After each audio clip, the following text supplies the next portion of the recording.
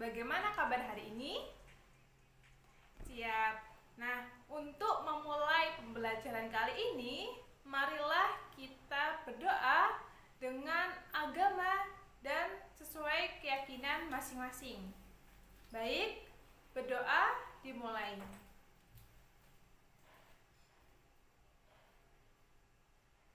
Berdoa selesai. Nah, baik anak-anak, sekarang pembelajaran terkait sejarah peminatan. Nah, kali ini Ibu akan bersama-sama dengan kalian belajar terkait KD 3.5, yaitu menganalisis cara berpikir sinkronik dan diakronik dalam sejarah. Nah, baik. Untuk merefresh kembali pengetahuan kita terkait materi pembelajaran kemarin, Ibu akan sedikit pertanyaan kecil nih buat kalian. Pertanyaan pertama, yaitu apa yang kamu ketahui tentang sejarah sebagai ilmu dan peristiwa? Nah, pertanyaan kedua, bagaimanakah pengetahuan kalian terkait ilmu sejarah tentang kisah dan seni? Nah, ilmu sejarah sebagai kisah dan seni. Baik, coba yang bisa menjawab angkat tangan. Ya, baik. Ya, benar sekali ya.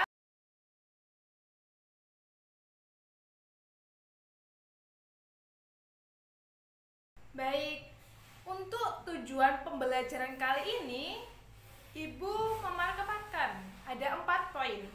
Pertama, setelah memahami materi presentasi, peserta didik mampu menyebutkan pengertian dan ciri-ciri berpikir diakronis dan sinkronis.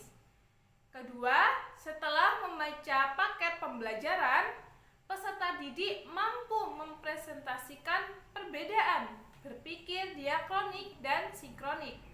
Setelah membaca buku dan sumber lainnya, peserta didik mampu menganalisis cara berpikir diakronis dan sinkronik. Keempat, setelah mengamati video dalam media pembelajaran, peserta didik mampu menyajikan contoh-contoh berpikir sinkronik dan diakronik dalam kehidupan masa kini.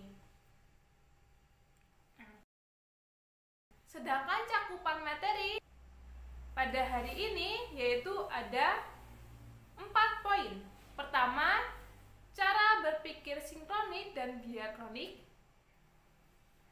Fakta berpikir sejarah. Ketiga, konsep dari sinkronik dan diakronik. Keempat, prinsip berpikir sejarah dan prosedur penerapan cara berpikir. Nah, sedangkan tujuan pembelajaran nanti peserta didik 1. Dapat mengetahui dan memahami mengenai ciri-ciri berpikir diakronik dan sinkronik. Kedua, menganalisis mengenai perbedaan berpikir diakronik dan sinkronik. Kelima, menumbuhkan sikap tanggung jawab. Keempat, menumbuhkan sikap nasionalis. Kelima, mengkomunikasikan dan mengemukakan pendapat.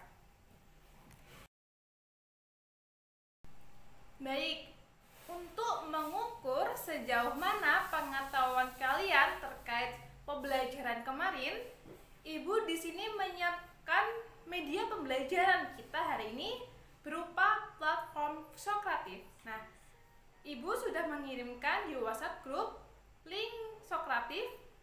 Ibu akan memberikan waktu sekitar 3 menit untuk mengisi sebagai nilai pretest. Nah, baik, bisa dipahami ya.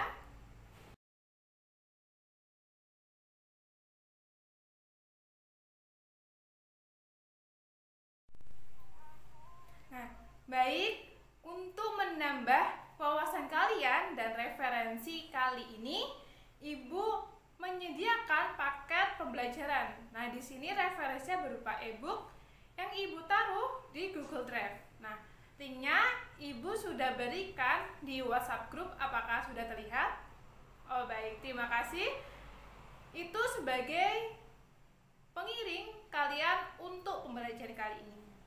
Nah, kali ini kita akan membahas terkait materi cara berpikir sinkronik dan diakronik.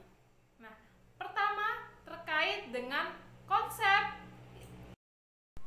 Baik, untuk materi pertama terkait konsep berpikir. Nah, di sini ada dua, yaitu sinkronik dan diakronik. Apa sih arti dari kedua tersebut? Pertama, sinkronik. Nah, secara etimologi, sinkronik terdiri dari dua kata, yaitu sin dan kronos. Sin sendiri yaitu dengan, sedangkan kronos artinya waktu, sehingga sinkronis yaitu melintas dalam waktu. Nah, sedangkan diakronis yaitu berasal dari kata di dan kronos. Nah, di sendiri yaitu melintas atau melewati, sedangkan kronos sendiri yaitu waktu. Sehingga kedua hal ini terdapat perbedaan dalam arti konsep berpikir sejarah.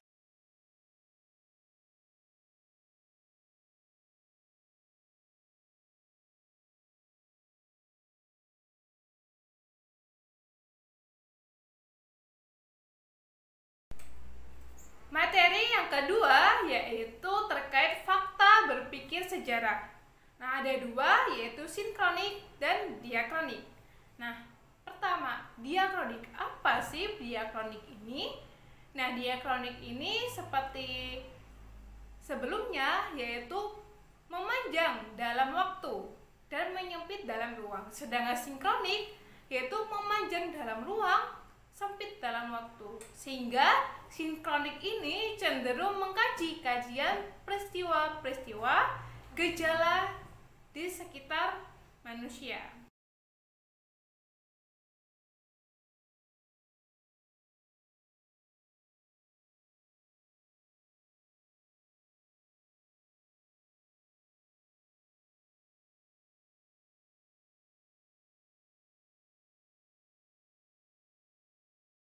Baik, materi ketiga yaitu fakta berpikir sejarah. Nah, di sini Ibu telah memaparkan dan contoh terkait hal tersebut. Nah, seperti contoh bahwa diakronik ini memanjang dalam waktu, namun sempit dalam ruang. Nah, ada beberapa tahun seperti yang digambar ini, tahun-tahun tersebut memiliki cakupan yang luas, namun di bawahnya itu terkait dengan sejarah Indonesia saja. Nah, bahwa hal ini dapat disimpulkan sebagai konsep dan fakta serta prinsip berpikir sejarah yang diakronis. Sedangkan sinkronik di sini memanjang dalam ruang namun sempit dalam waktu. Bagaimana sih arti tersebut? Nah, sebagian besar atau dapat dicontohkan, sinkronik ini mengkaji tentang ekonomi, sosial budaya, kemudian pemerintahan, dan lain sebagainya.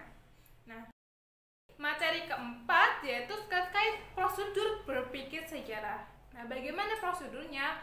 Ini tidak lepas dari periodisasi dalam sejarah. Nah, bisa dilihat bahwa ada periodisasi oleh tokoh atau ahli sejarah. Di sini dapat disimpulkan bahwa ada suatu kurun dan ada masa. Baik, apakah sudah paham anak-anak? Nah, kali ini Ibu akan memberikan media pembelajaran berupa video terkait tentang cara berpikir sinkronik dan diakronik.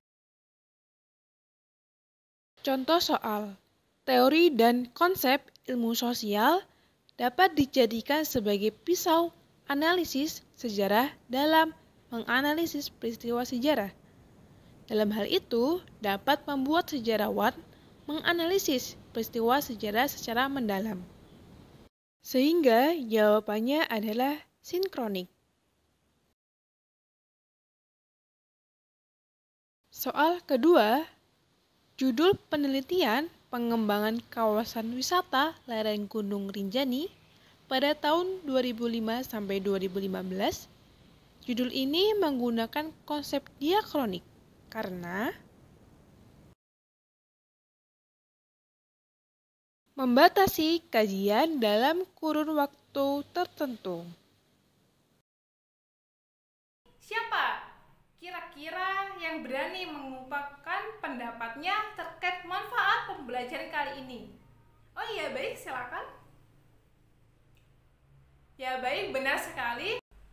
Oke, untuk mengingat waktu pembelajaran kita kali ini hampir habis, di sini Ibu memberikan link Google Form. Nah, di sana ada link penilaian dan bagaimana capaian kalian pada pembelajaran kali ini. Untuk kalian, besok adalah materi bentuk atau jenis sumber sejarah. Nah, kalian bisa cari-cari nih referensinya dan dapat belajar untuk mempersiapkan pada pembelajaran berikutnya. Baik, untuk mengakhiri pembelajaran kali ini, marilah kita berdoa bersama-sama sesuai agama dan keyakinan masing-masing. Berdoa dimulai. Berdoa selesai. Baik, terima kasih semuanya sudah berpartisipasi dalam pembelajaran kali ini. Jangan lupa tetap jaga kesehatan, mematuhi protokol kesehatan, dan tetap semangat dalam belajar. Terima kasih dari Ibu. Assalamualaikum warahmatullahi wabarakatuh.